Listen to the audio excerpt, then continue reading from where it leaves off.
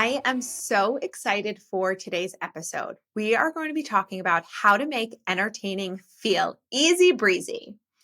And the reason I'm so excited about this is, first of all, I love to host. But when I posted on Instagram that I was going to be doing an episode on this, I got more questions on this topic than any other topic I've put out there.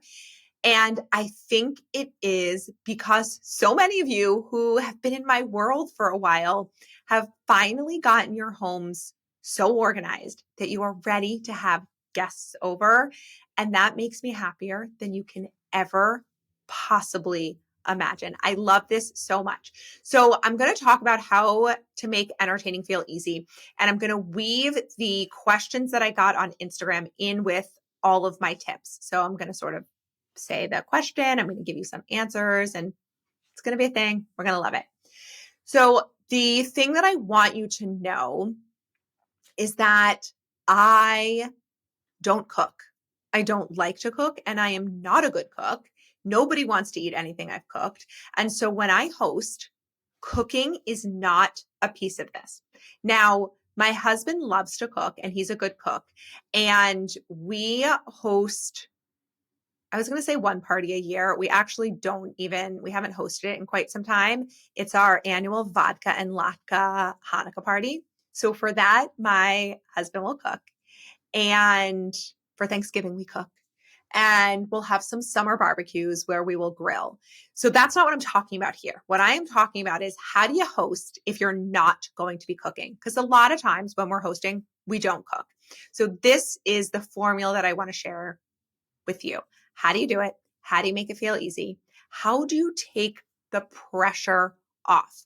So the first thing I want you to ask yourself is, what parts of it do you love? Why do you want to do this? Maybe you are someone, you're like, I love the cooking part. I don't like the rest of it. I don't even want people in my house. Okay. Maybe you're not going to host these dinner parties. Maybe you're going to cook something and bring to someone else's. But ask yourself, what parts of it do you love? And what parts of it stress you out? And be thinking of that as I walk through my best tips. So one question I got was, how do you set the mood? And this, I think, is my favorite part of hosting. Obviously, I love my home. My home is beautiful and it's always ready to have guests over. But when I do have guests, of course, I elevate things a bit. So we had dimmers installed on almost all of our lights. And in many of my rooms, I have lamps. So one of the first things I do when we're going to have people over, even if it's going to be sunlight when they come, but the sun is going to be setting, is I set the lighting. I'll dim the lights. I will turn on the lamps. I'll turn on chandeliers and turn off the overhead lights. I think lighting makes such an impact. So I really play with that. So that is a big thing that I think a lot of people don't even think about. And if you walk in a space and it gives you a certain mood, look at the lighting, see how much that is playing into it. The next thing that I do is I love to light candles. I am a candle snob. There are some scents that I can't handle. They give me a headache. And there are beautiful candles that smell amazing, but aren't too overpowering. I love to light a candle, especially in a bathroom that people are going to be using. I also set the lighting in our bathroom. I'll set a dimmer in there as well.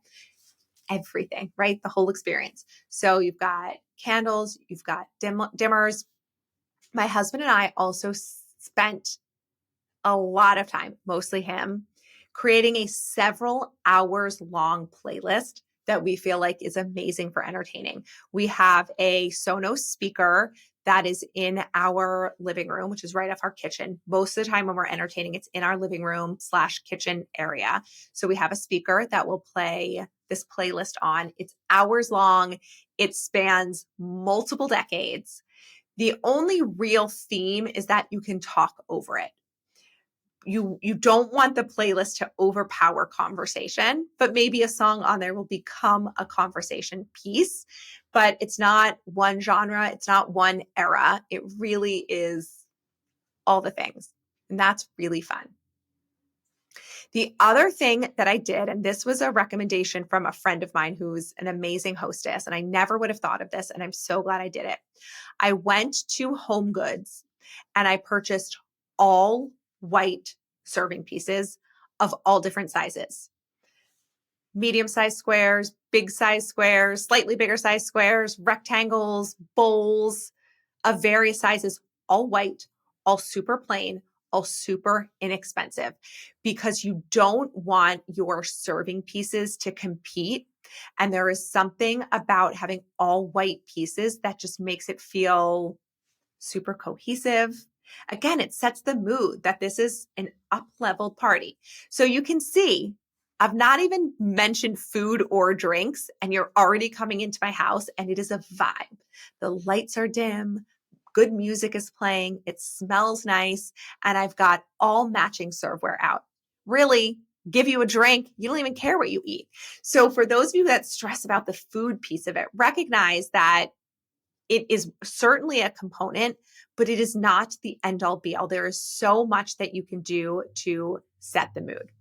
Now, I'm not a huge drinker in my day-to-day life, but if I am hosting, you bet your little tushy that I am going to have every single type of liquor that I could possibly have. I'm going to have great vodka and tequila and bourbon and all the things, plus some wine and some seltzers, some spiked seltzers, and of course, some non-alcoholic options as well. But having a big bar and plenty of ice cubes and lemon and lime and all the mixers. Again, I haven't even set out any food. And now you are at my dinner party and it is a vibe. We are having fun already. Okay. So all of these things that we think are secondary to hosting, I actually think are primary to it. And then it takes the pressure off the food, which is the thing that I am least good at. I love delicious food and I love a great meal, but I don't feel like I have to have the best, most delicious food every time I eat. And if I'm going to someone's house for a party, I don't need to eat the best things. I need to eat some things, but like the food is never the thing unless it's the thing, which in my house is not the thing. Okay. So I got a question on how to design a tablescape. So start out with getting all white serveware. And I tend to keep it very simple. If we're going to be setting food out on our kitchen table or our dining room table, I will put a pad down and a white tablecloth. And I love hydrangeas. I just think they're so beautiful. I might get a very simple monochromatic bouquet of flowers. Doesn't have to be a hydrangeas, but monochromatic. And the other thing I love to put on tables is floating candles. So when I went to Home Goods and I got all of the white serveware, I also bought a bunch of small glass cylinders. They're short, but wide enough to fit a floating candle in varying heights, some short, some medium, some tall. I love to set those out on a table and light them unscented. If they're going to be around food, unscented. So now this is for a little bit of a more formal entertaining, but I've got my tablecloths, I've got my candles. Everything is very muted and subdued. It doesn't need to be anything fancy. Now, this is really going to answer another question, like how to keep it easy, but this might blow your mind a little bit. I am a big fan of disposable plates and utensils. Now, of course, I'm getting the nice ones, like the really nice plastic. I often get the square plates. I get the disposable utensils that look like they're real utensils. So like they're not going to break if you're eating. But guess what? If I am having more people over than dishes that I own or dishes that will fit in my dishwasher, I'm using disposable plates and forks, but the nice kind, the fancy kind. So the reason I'm bringing this up in this piece of this is setting the tablescape is the plates and, cloth napkins aren't going to be a piece of this. I may add a pop of color by getting the really nice disposable linen feel napkins. That's one way to add a pop of color, but I try to keep it muted because that's usually the vibe that I'm going for. So we have set the mood. Okay. Then I got a question for like, what are tangible examples of little bites to put out? Okay, this is where I shine. I shine with the little bites, not with the meals. So I love to create a charcuterie cheese board. So I will get a couple different types of meat, could be pre-sliced pepperoni, pre-sliced salami, and some prosciutto that you can kind of like not lay out flat, but sort of like ball up. So you've got some meats, different cheeses. I love my favorite cheese is like a Swiss or an Emmental. My husband loves a cheddar. I love a brie. My husband doesn't love a brie. Get 2 or 3 cheeses and pre-slice them or cube them. So you've got your meats, you've got your cheeses, crackers. Put out some yummy crackers. I usually have 2 different types of crackers. I love the rosemary crackers. Then I might set out a plate of, a little ramekin on the charcuterie tray of Marcona almonds. And I got these little spoons. Again, when I went to Home Goods and bought all this stuff for entertaining, I got a few of these little spoons that might go in the dish with Marcona olives. Nope. Marcona almonds, but I will also put some olives in another ramekin and maybe a thing of green grapes. If you put nothing else out, but you have a beautiful charcuterie board, you are like ahead of the game. But obviously we're not going to stop there. So another super easy thing to put out is pita chips with sliced veggies and hummus. So I love the Stacy's pita chips. Incidentally, she started that brand in my town, but we won't go there right now. So Stacy's pita chips with some cut up carrots and celery and some hummus. You can do other veggies too, but I feel like those tend to be the most popular.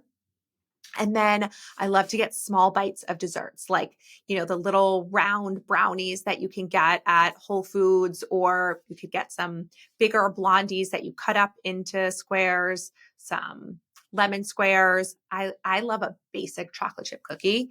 So having a dessert plate. There are times when I'll just have people over for like a cocktail hour, and that's all you're getting, friends. Charcuterie board, pita chips and veggies, and some dessert. Because obviously I'm not saying come for a meal, say come for a drink, my fully stocked bar, my wonderful ambiance, amazing conversation, and here are some super easy snacks to have out. Now, I also got a question on how do you host spontaneously? And the thing about hosting spontaneously is all of the things I just mentioned, I almost always have in my house anyway. We eat a lot of charcuterie and cheese, not always on crackers. Like we'll just sort of have them as, light bites or a snack in between meals. My son's not into it. My daughter is too. So my husband and daughter and I will just eat charcuterie and cheese. So we always have it, but we always have crackers in our pantry because they don't go bad.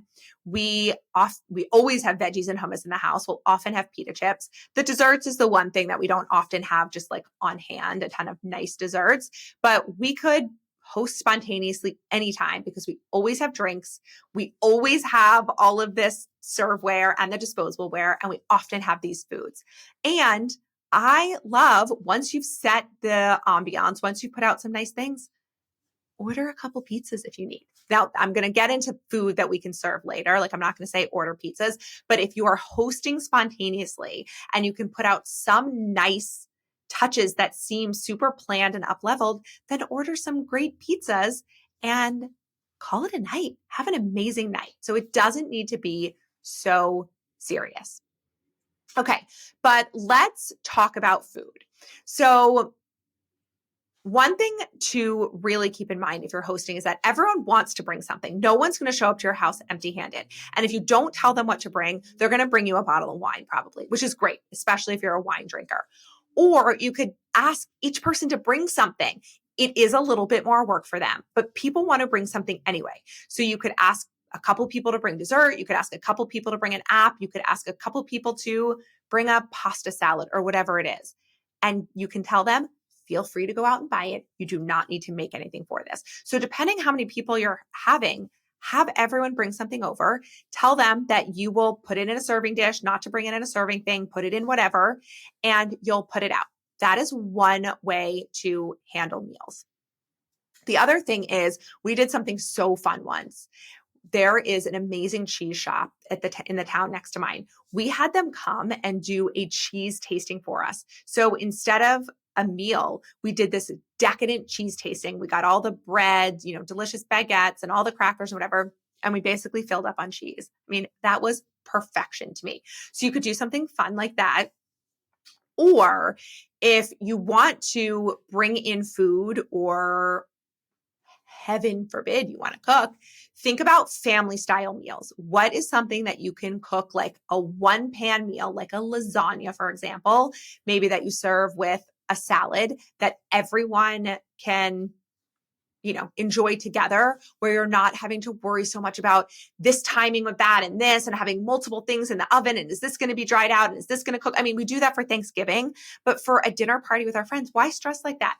Make it easy, family style, or order in food. I love getting things catered or doing a theme night. Like, come over, we're going to have a Chinese food theme night. I'll put out some apps that I was going to say make, obviously I'm not making them, but that I could heat up like some dumplings and, I don't know what else. And then we're going to order Chinese and we're going to eat family style. Make it super, super easy for yourselves. But oftentimes if we're having people over, it's not for an actual dinner party. It's more for heavy apps, heavy hors d'oeuvres, and dessert and drinks and good company. Or if we are going to do a meal, we will order something in that feels super simple. So I got a question on how to prepare ahead of time. And for me, I don't have to do any prep. I barely have to do any prep because my house is set. I have all the serving pieces I have.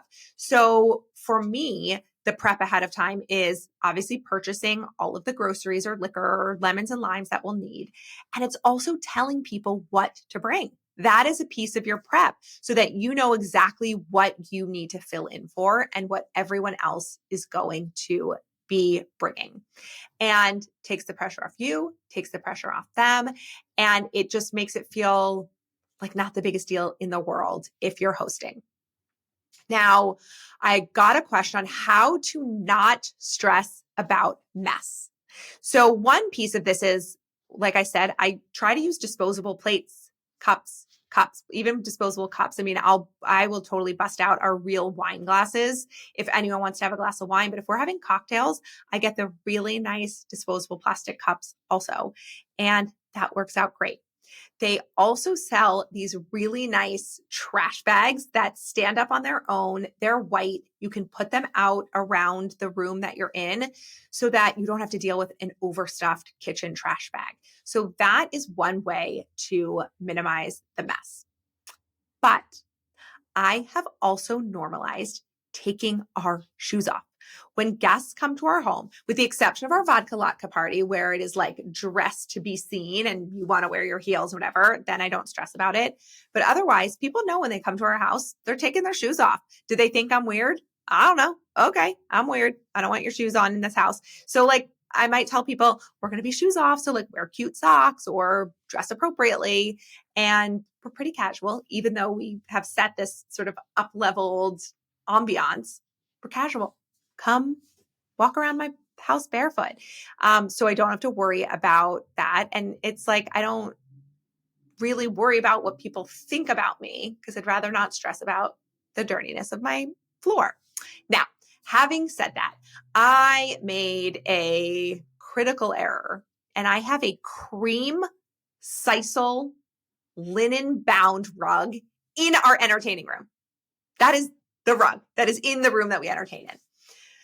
I love the rug. I love the feel it gives to the room, but I hate that I have to stress about the dirt. So what I did was I actually paid money to have the rug treated. And actually I've had every piece of fabric on my main floor treated with a stain resistant treatment so that when things fall on a couch, the rug, because they absolutely will. You just don't stress. You just give a little spray of something or you dab a little water on it, cleans up. And if my rug gets really dirty, I will have the company come back in and clean it.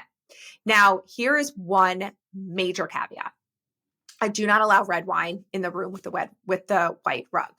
I just don't. I'm allergic to red wine anyway. It's not a huge thing in our house, but I don't allow red wine in there. That is the one thing I just like, my anxiety can't handle that. The other biggest offender is chocolate. So I try to minimize our chocolate desserts, and I don't allow kids to eat chocolate in that room. I will trust adults to have chocolate, but chocolate and red wine are the two big offenders. So I do try to minimize those. Otherwise, it's going to happen. Spills are going to happen. And I don't want to I don't want to stress like that. Like, I minimize it, right? I make choices like shoes off, like having things treated, like no red wine. But beyond that, I just don't stress about it. I want our house to be lived in. I want people to enjoy it. I want people to feel comfortable. And it is what it is. So to that end, I got a question on navigating hosting with new marble countertops in the kitchen with water rings and etching. Now, I follow several designers on Instagram, and they've really changed my perspective on the etching and water rings and the life that happens on the marble. They love it. They think it gives it character. It shows that the space is being used and loved, and it's not something to stress over. And I love that idea that those imperfections show the messiness and the beauty of life. I think that's so fun. And believe it or not, I feel that way about certain things in my house as well. But for you, if you're like, that's cute, but that's not me, then don't host on top of your marble countertops. So either do the hosting elsewhere, right? Put it on the things that you're going to be putting out, put on your kitchen table or in another room entirely, or be weird and put a mat and a tablecloth over the kitchen counter and make it like that it looks pretty, right? Like you've almost made a tablescape out of it with candles and made it pretty. If it were me and I were doing that, I would definitely make a joke about myself. Like, you guys, my new marble countertops, I don't want them to get scratched. So I put this out so that like, you're not giving them an opportunity to criticize you. You know, you're being weird, but like you're working around it. You've put something on top of it. So that's three choices. One is not stress about it. Recognize that it's going to happen. This is the beauty of having these countertops. And I know you can get them treated. I know it's a whole big thing, but like if it really bothered you down the line, you could fix it. So choice one is to not stress. Choice two is to take all of the hosting and everything you're doing out of the kitchen. Just do it in a different room, a dining room, if a living room, just not around the kitchen, or put a pad and a tablecloth on it to cover it up so that you don't have to stress about it. I think, having three choices should feel really helpful. So those are the questions that came up. And one other question. I knew there was another one, is about games. Do we play games? Now, I don't love playing games, just period. I'm just like not a game person, really. However, there are some really fun games. I should have looked them up in advance before I started recording this. The only one that's coming to mind is What Do You Meme?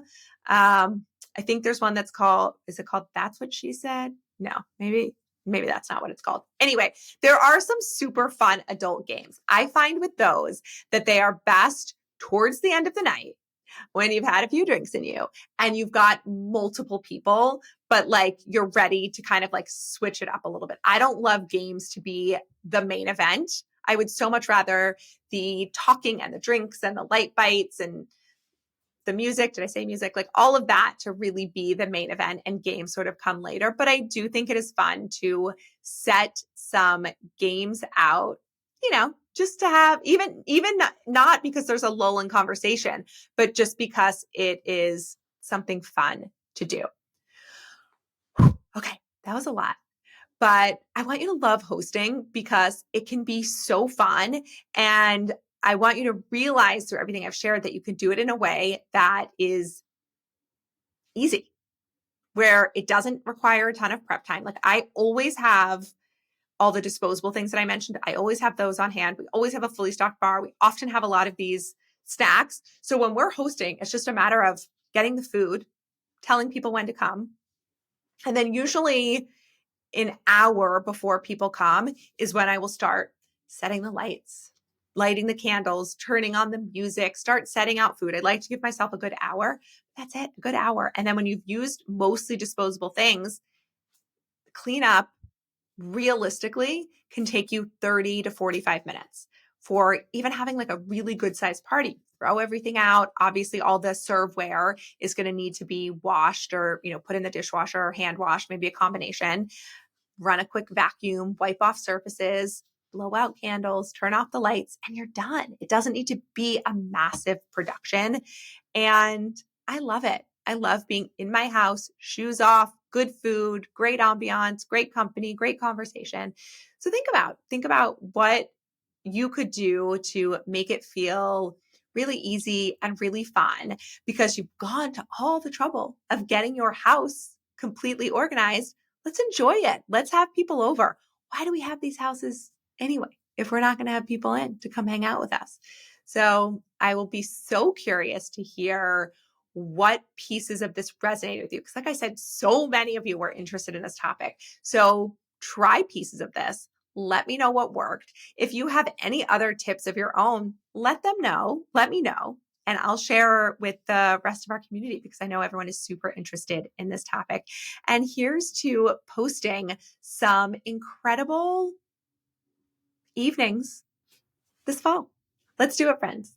All right. You are simply amazing. Thank you for being here. Thank you for tuning in. And I will be back in your ears next week.